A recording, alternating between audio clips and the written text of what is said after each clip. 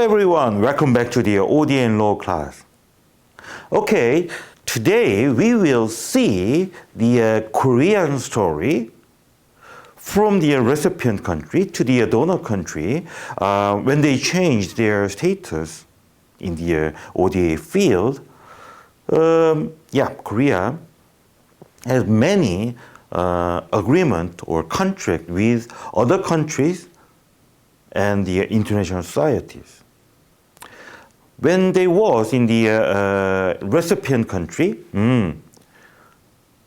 they made those kind of agreement or contract for the to receive the assistance from the donor countries or international societies. But when they changed their status, Korea, they also make many agreement or contract with the countries or international societies. But the main purpose of the agreement was, as a donor countries, Korea, to provide the assistance to the developing world or international organization.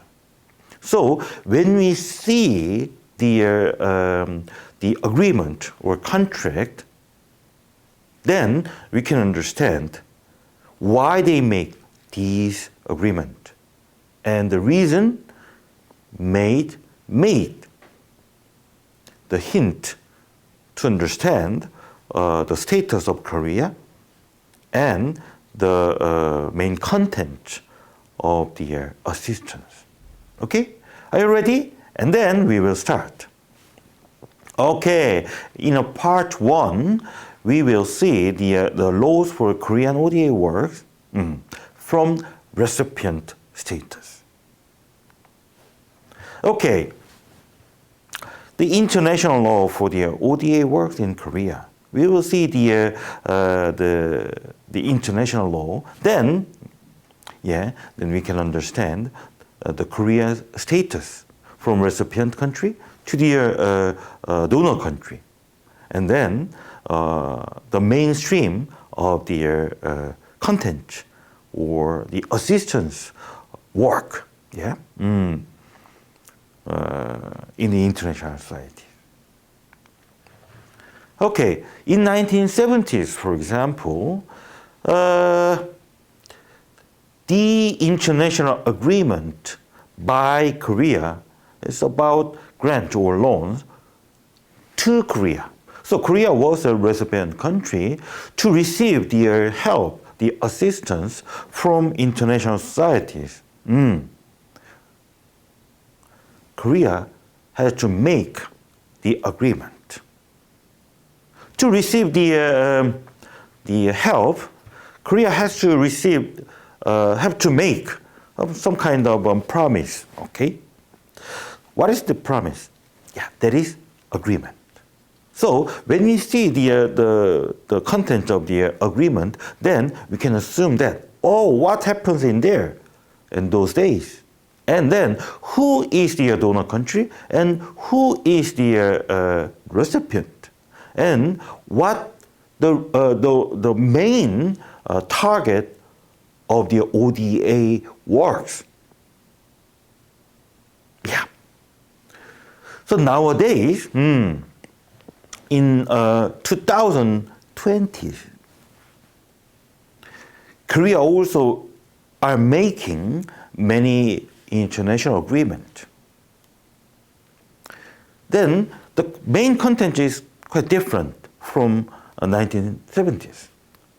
Korea is donor country nowadays, and then they are making the international agreement with many donor countries or international organizations to provide the assistance, to make fund, to dispatch, to send expert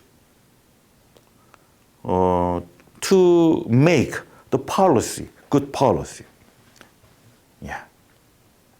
to help the donor countries. So they sometimes they build some kind of centers, yeah, to assist the the developing countries, yeah. So those kind of assistance to be done by the hands of Korea. To do that, they also make the agreement. All right? Yeah. Okay, let's see the international agreement for the recipient.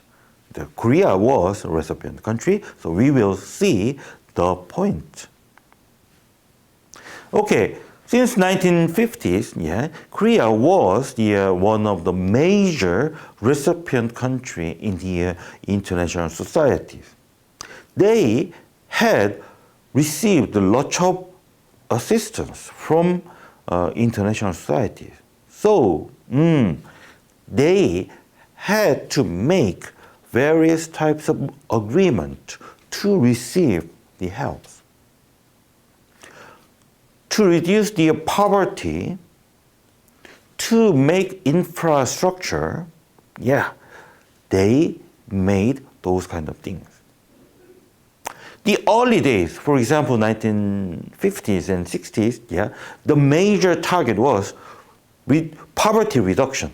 But Korea realized that to avoid this situation, they have to make infrastructure to develop their industry.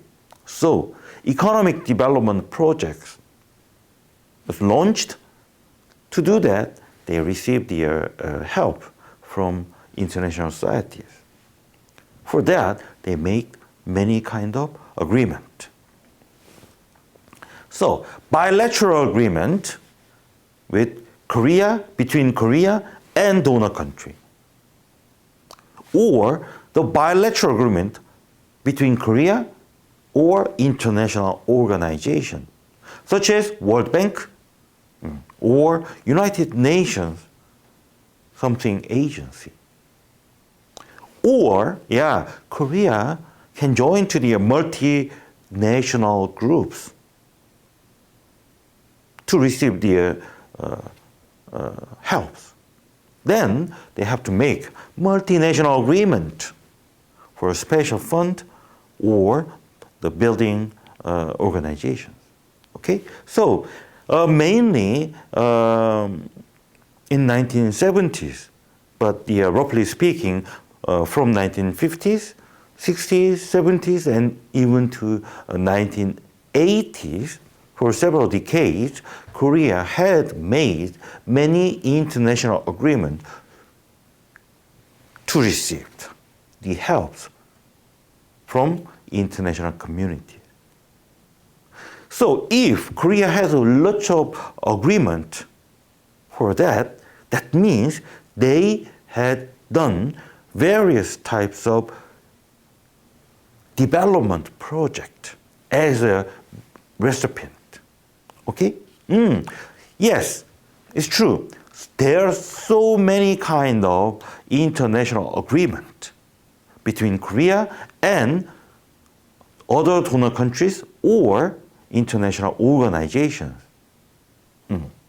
So that means Korea used these agreements to receive the helps from international community. Okay, let's see the example. You cannot see all of the laws, all agreement, too many. So we just select some of them. 1970s, the loan agreement between Korea and International Bank for Reconstruction and Development.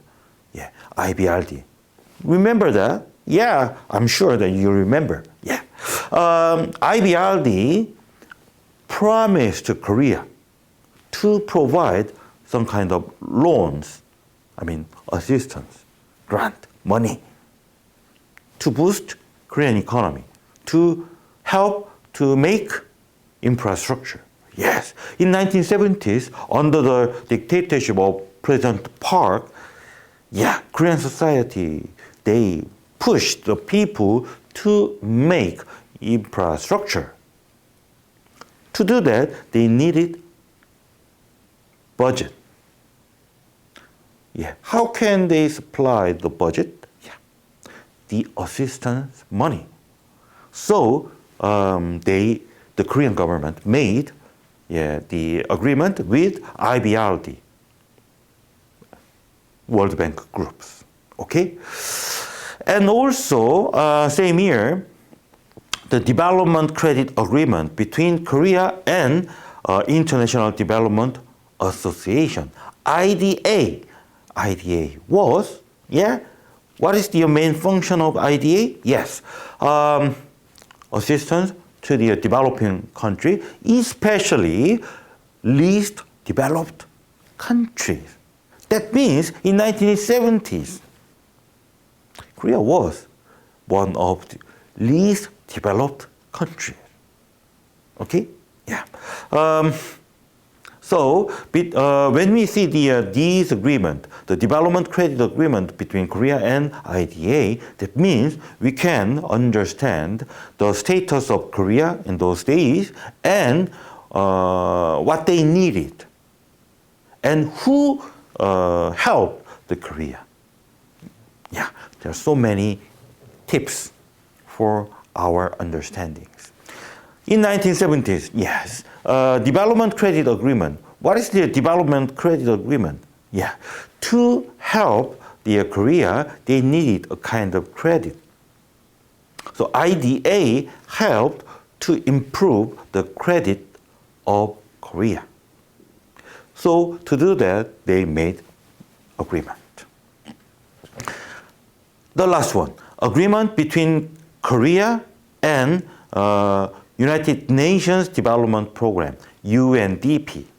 So in 1987, late of 1980s, Korea made international agreement between from UNDP, one of the major agency of United Nations regarding ODA work. Remember? Gotcha. Yes. You remembered that. I'm sure that. Yeah. Okay. So United Nations or UNDP, they decided to help the Korea. Yeah. Yes. For their development project. So in 1980s, even Korea had to receive the help. Okay. So when we see these three international agreements with the international institutions, then we could understand that the status of Korea in 1970s or 1980s, and also what they needed from international communities, and who helped the Korea. Okay? So, the three agreements are good examples to understand these things.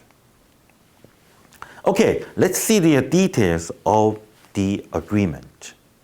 Firstly, loan agreement between Korea and IBRD in 1970s.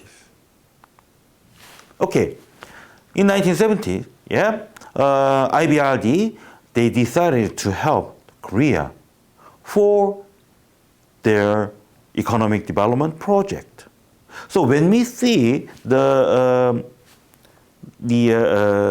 premise of this agreement, we can understand the background of this agreement. That should be a good explanation of the reality of Korea and the international community. Let's see the underlined yellow paragraphs. The borrower's railroad development program. So we can understand that. Korea, they wanted to take the money from IBRD. Why? Yes, they wanted to make railway infrastructure. Why? To make the economic development. And then second paragraph, the underlined one, the borrower. Who is the borrower? Yes, Korea. Yeah, borrower has requested the bank. Which bank? Yeah, World Bank, to assist it, Korea, in the financing of the project. Which project? Railway construction project. So that means Korea asked to the World Bank to provide money, finance, ODA money to Korea because they wanted to make more railway. Okay? Let's see the third paragraph of underlined one. The borrower, Korea, has also requested as to the association. Association? IDA. Okay? Under the World Bank Group to provide additional financing for such project. Korea also wanted to provide more money from IDA because they needed more money for the railway construction project.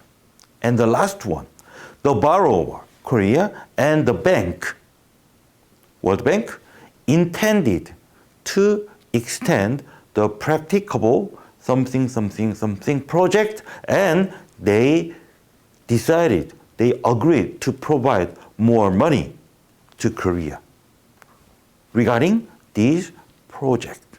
So in 1970s, World Bank and IDA, they provided the finance, the money to Korean government to construct more railway in Korea. Why? Because the railway can be very supportable, very important for the economic development. Infrastructure establishment. Okay? So this agreement was made in 1970s between Korea and World Bank Group and IBRD. So IBRD and the World Bank Group is the same body, yes, And then the World Bank Group and IBRD, they provided to the Korea to take up money for the infrastructure. Okay.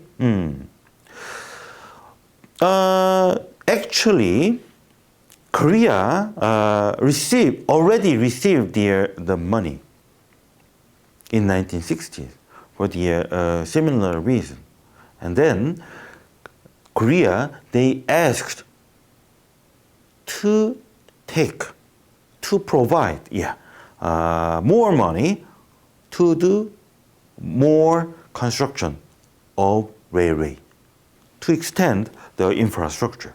So World Bank decided to do that. Okay, good. We will support you. Korea, you can make infrastructure, railway. Okay. So this agreement, consists of the several articles. From Article 1, general conditions, definitions, and the loan. Use of the proceeded loans, bond, particular covenant, remedies of the bank, effective date, termination, and the other things. So when we see the details of these agreement, the articles, then what is the conditions of the loans? And when they finish this project, and then what is the role of the World Bank or IBRD? And then what is the objectives of this project? And what the Korean government had to do. Yeah, those kind of things. Okay? Let's move on to the second agreement, Development Credit Agreement between Korea and IDA. Let's see the details. Yeah. Okay, again, let's see the underlined paragraphs. The foreign exchange cost of the two projects forming a part of programs for the rehabilitation, modernization, expansion, and increase in the capacity of Korean railway. Again, railway. Yeah, Korea, they started this project, construction of railway in Korea in 1960s. And then they needed more money and they asked to World Bank. IBRD and World Bank as one sub-body of the World Bank groups, IBRD, they decided to provide some kind of assistance. And World Bank also decided to help. IDA can do that. IDA is also a sub-body like IBRD. So, the borrower, Korea, has also requested the International Bank for reconstruction and development. The IBRD, to provide additional finance for the project. And then, World Bank decided to provide the money to Korea. $40 million. Those days, it's big money. And then Korean government used this money from World Bank, to expand the railway system in Korea. Let's see the details. I think we can assume that the systems or the structure of the agreement is quite similar to the former one. General conditions definition, the credit, use of the proceeds of the credit, particular covenant, remedies of the association, IDA, and effective detail, termination, and the other provisions. So, it's quite similar, okay? When we see these two agreements, we can assume that, Korean government in 1970s, they really wanted to extend the railway and other infrastructure. But they didn't have enough money for the project, so they asked to their international banks, such as World Bank. And then international organizations, such as World Bank, they decided to help the Korean government for the economic development of Korea. The thing is that, they was successful. The project was very successful, and then, since 1970s and 80s, Korean economy was dramatically increased.